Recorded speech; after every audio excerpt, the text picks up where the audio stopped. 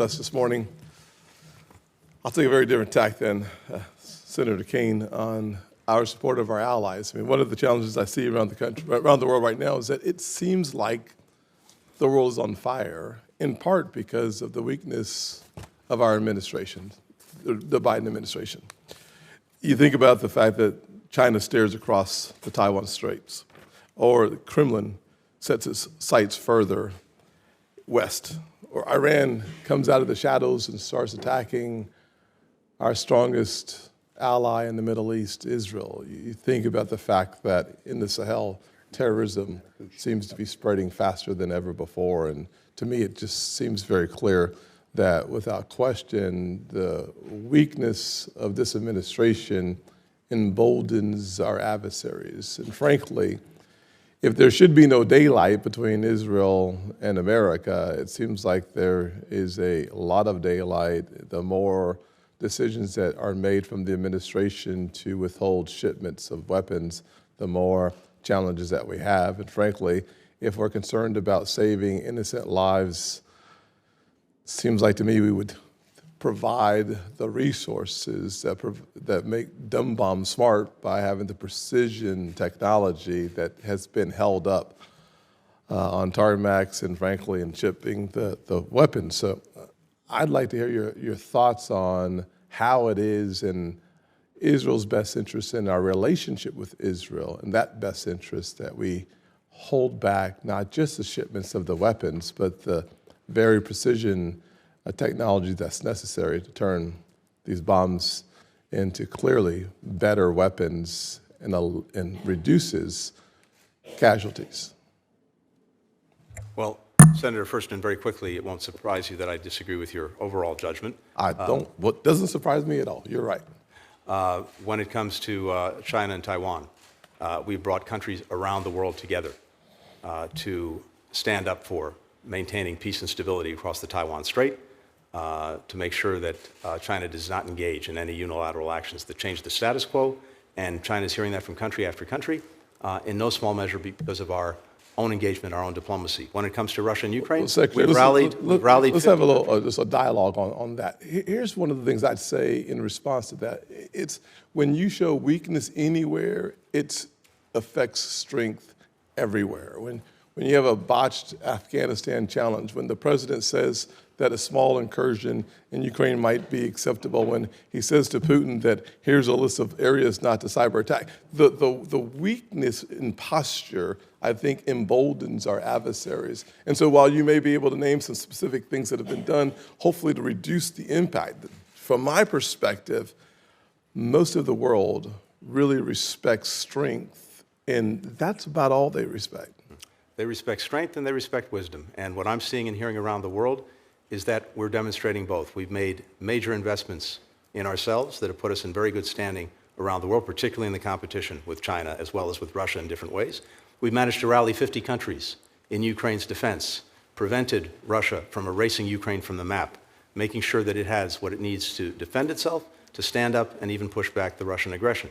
When it comes to Iran, which you mentioned as well, and I mentioned this, I think maybe, Senator, before you were in the room, when Iran engaged in an unprecedented attack on Israel, the first time that Iran had directly attacked Israel, for the very first time, the United States actively participated with our military in the defense of Israel. That had never happened before. We rallied other countries to Israel's defense. We thwarted what could have been a devastating attack, and I think the message was very clearly received in Iran, throughout the region, and around the world. Let me ask you this question. Please.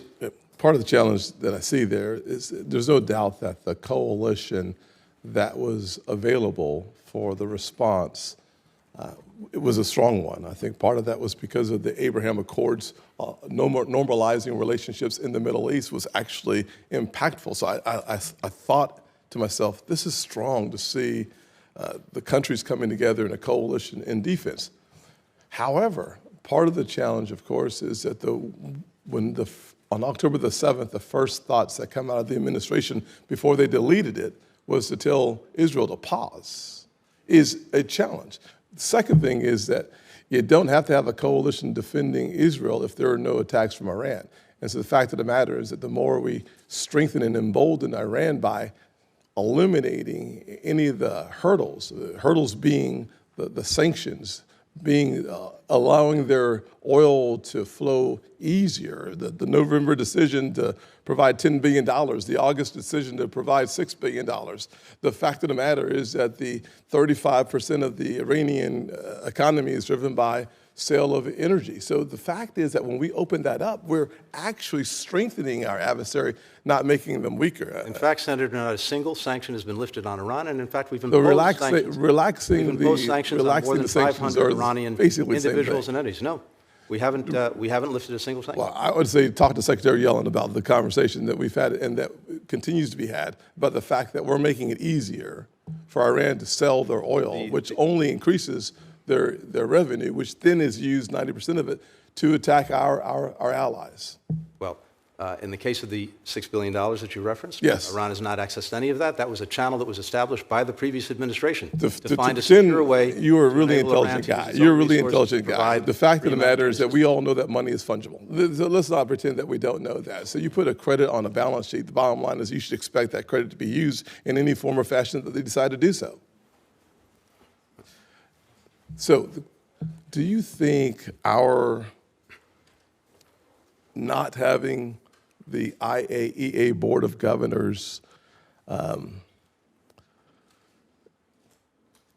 censure Iran was a good thing or not?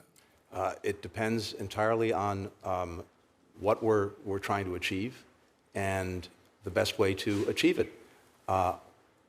More than unfortunately, one of the worst decisions made was to get out of the Iran nuclear agreement, which had put Iran's nuclear program in a box. Now we're dealing with a situation where the restraints that were imposed on Iran by that agreement gone away, and Iran has been proceeding whole hog toward developing the fissile material that it needs to produce nuclear weapons on very short order. We had breakout time pushed back beyond a year. Breakout time is now 2 to 3 weeks. So one of the critical things is, and we've lost access that we've had, one of the critical things is to make sure that the IAEA has the chairman would access it needs. Allow a response. Absolutely. Thank you very much. And whether and what the most effective way at the IAEA is to get the access it has, and also to ensure that Iran is moving back on the steps that it's taken to enrich its material. I'll just say this, that anyone who thinks that having a nuclear Iran is going to make them more peace-filled is ridiculous, number one. Number two, to suggest that somehow the JCPOA was the contract that stopped Iran from doing anything. In the midst of the JCPOA, they were already testing ballistic missiles. They had breached the JCPOA so many times that it was remarkable that we would even have a conversation about bringing that back into the conversation. So for us to have a conversation about the JCPOA and how bad it was, sure, to have a conversation about its effectiveness, let's look at where we were and where we are as a result of getting out of the JCPOA. Here's Thank you very much, Mr. Chairman. I appreciate the chance. Mr. Secretary, welcome.